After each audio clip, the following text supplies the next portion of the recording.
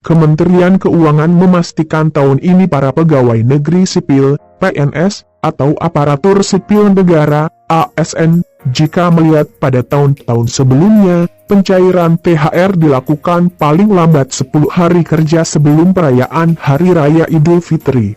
Proses pencairan THR pun diatur dalam bentuk peraturan pemerintah. Dengan demikian, maka THR tahun ini akan dicairkan paling lambat akhir April atau awal Mei 2021 bagi para abdi negara ini. Besaran THR PNS komponen THR yang diterima para abdi negara meliputi gaji pokok, tunjangan keluarga, tunjangan jabatan, atau tunjangan umum, dan tunjangan kinerja. Berdasarkan peraturan pemerintah, PP Nomor 15 Tahun 2019 tentang gaji PNS, gaji yang diterima PNS dikategorikan dengan beberapa golongan, yakni dari yang masa kerja terendah hingga masa kerja tertinggi. Untuk PNS golongan I masa kerja 0 tahun, menerima gaji Rp 1,56 juta per bulan. Sementara PNS golongan IV masa kerja 32 tahun, menerima gaji hingga Rp 5,9 juta.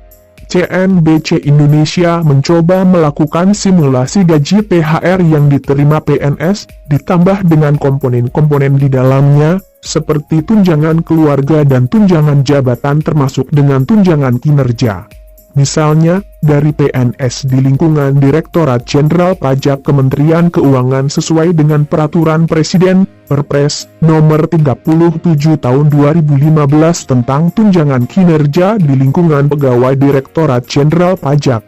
Tunjangan kinerja yang diterima untuk jabatan terendah seperti pelaksana menerima Rp 5,36 juta.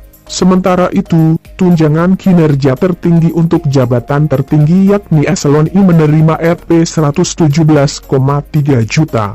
Artinya, THR yang diterima PNS dengan menggabungkan gaji pokok dan tunjangan kinerja untuk jabatan terendah mencapai Rp 6,92 juta, sementara untuk jabatan tertinggi, bisa mencapai Rp 123,2 juta.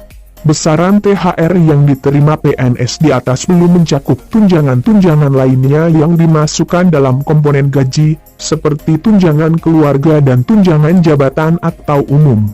Namun, perlu dicatat bahwa tunjangan kinerja yang diterima PNS Direktorat Jenderal Pajak memiliki dasar penghitungan baru yakni memperhatikan nilai kinerja pegawai, NKP, prestasi kerja, dan kontribusi pegawai. Artinya, tidak semua PNS pajak mendapatkan tunjangan kinerja yang sama.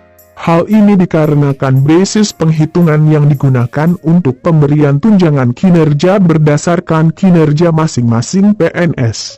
Sebagai catatan, simulasi yang dilakukan hanya mengacu pada satu instansi. Setiap kementerian lembaga memiliki dasar sendiri dalam menentukan tunjangan kinerja bagi para pegawainya.